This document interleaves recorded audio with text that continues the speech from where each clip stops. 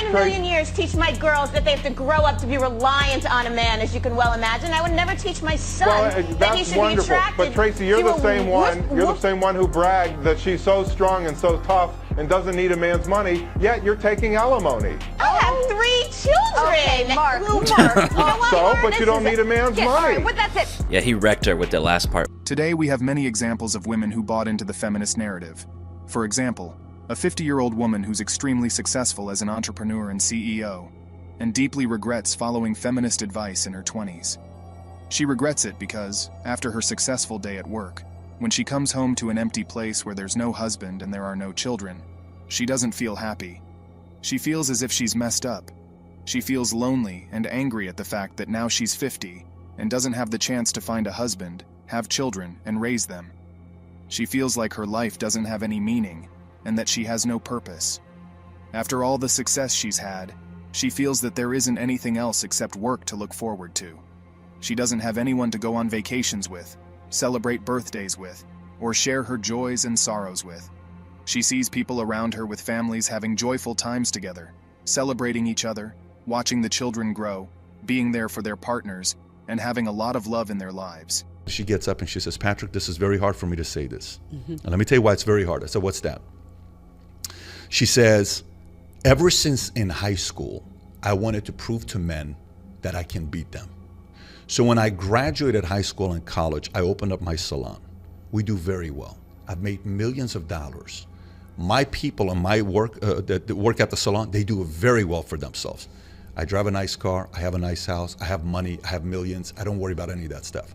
You know what decision I made last night? I said, what's that? She says, I want a husband. I no longer want to compete with men. I need them. And I'm like, what? She's saying this in front of 2,000 people with her sister sitting right next to her. Wow. And now she's getting emotional. How many 65-year-old women do we have to hear saying that I marched with the feminist movement and I bought into the fact that men are the enemy? I've never been married. I'm alone and I'm miserable and I wish I would have never bought into that philosophy. That being said, if I could give any of the younger women out there any advice, it would be this. In your youth, choose a man to settle down with. Because beauty is on your side when you're young. Age is on your side. But in 10 years, it won't be the same. Some women in their late 30s or even early 40s wish to settle down and have kids. To them, I can only say that you're 42, or in some cases 45. Your window for becoming pregnant is almost over. You can encounter all types of issues, such as high-risk pregnancies. IVF therapy is frequently required to induce pregnancy.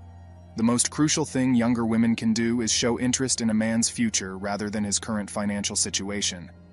Because it will be difficult to find a man your age who is a millionaire if you're 23. Someone who fits this description may be in his late 30s or early 40s. But if you want to start a life, look for a person who has a promising future. You see these 65-year-old women videos going viral where they say, I walked with the feminist. I bought into the argument of being a feminist. Man was an enemy in my life. This lady says, this was the most touching lady. She was not a good talker. She wasn't like, she just regular talking. She says, I'm 65 years old. I've never been married. I have no kids. I will never be able to have kids. I will never be able to experience what it is to be married to a man when I was in my 20s. The concept of feminism stole that away from me. Just because I looked at man as the enemy, and he's not. And a lot of people are going to go through this, and it's going to suck, because this thing goes like this.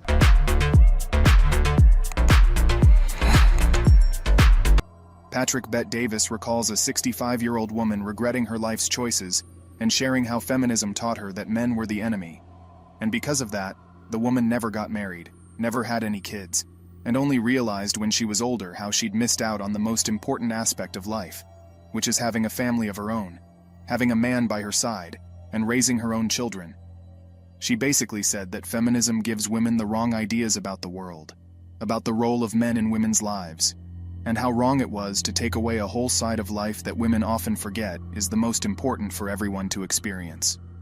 So, it is what we've been saying all along. Sooner or later, women are going to realize how they listened to the wrong advice, and how they wasted their lives trying to chase corporate careers and businesses. Like the examples we saw in the clips shared at the beginning of this video, older women realize this and understand why it is important for a woman to have a family early on in her life, find a partner, have children, and grow with her family so that she has meaning and purpose in her life.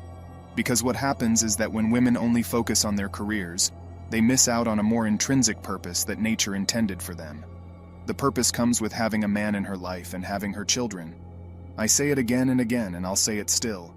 Nature intended for man to be a provider and a protector. And if you look around the world at any given time in history, whenever man has tried to deviate from that, he's been miserable. The same goes for women. If women ignore and neglect what the universe and nature have in store for them, which is to care for their man, raise their children, and nurture their family, then she's been miserable. There's a reason women have the ultimate power to bring life to this world, and men don't. There's a reason men are physically stronger than women. That's not just some sort of fault. That's how nature intended it. And there's a reason nature intended it. Guys are more interested in a woman's background. What did her history look like? Does she have many affairs under her belt? Men have to add value. They must develop their own identity.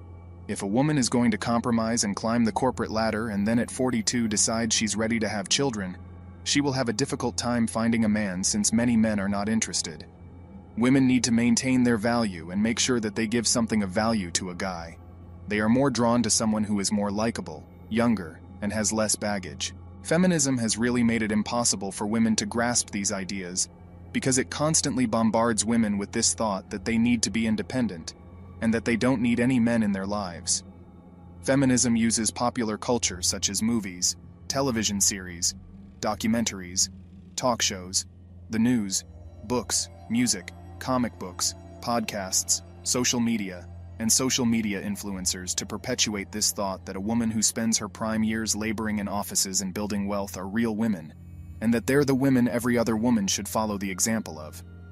What happens is that when these women reach the age of 40, they realize they're already past their biological clocks, and will probably not be having children anymore. With this, they keep repeating the same mantra that they don't need any men in their lives. But as the years go by, they start to realize they really don't have any purpose in life. And the companies they'd been laboring away for don't really care about them because they can fire or lay off these women at any given time. The biggest example of this is the recent tech layoffs that we say in the United States, and then consequently the rest of the world. And so it's only then, when they know they cannot go back in time and do this over again, they realize how they'd wasted away their lives solely concentrating on money, building wealth, investing, and chasing corporate ladders. They realize all the money they have now in their bank accounts, they don't even have anyone to spend that money on. They don't know what to do with their investment, except perhaps make more and earn more. They don't have any children to pass it on. They don't have any children to pass on their knowledge, wisdom, and all the things they learned in life. The only thing they did in their lives was live to make money. And sure, that's something they did. But then what? Thousands of other people do that as well. When those people die, they're forgotten in a matter of days and months. They don't even have anyone to visit their graves. They're literally forgotten. Even the companies they worked for all of their lives replace them within a month or two. Sure, they might have co-workers and friends, but all of them are busy living their lives and making memories with their partners and their children. So, modern women around the world must realize that life's not just about making money, generating wealth, starting businesses, and climbing the corporate ladder. Because women have the leverage of not doing any of that and still live the best lives with their partners who are happy to be providers, and even happier when they have wives who give birth to beautiful children, and together, they raise their families. I think there's a reason people were happier back in the day, and I think that the reason was that people used to stick to certain roles in life and not get worked up on chasing things that they weren't meant to chase. Modern women are slowly realizing life's not a bed of roses. Thanks for watching The Circle of Kings. As always, we're looking forward to your support. So please hit the like button, share this video with your friends, and subscribe to the channel to stay updated with everything all kings like yourself need to know.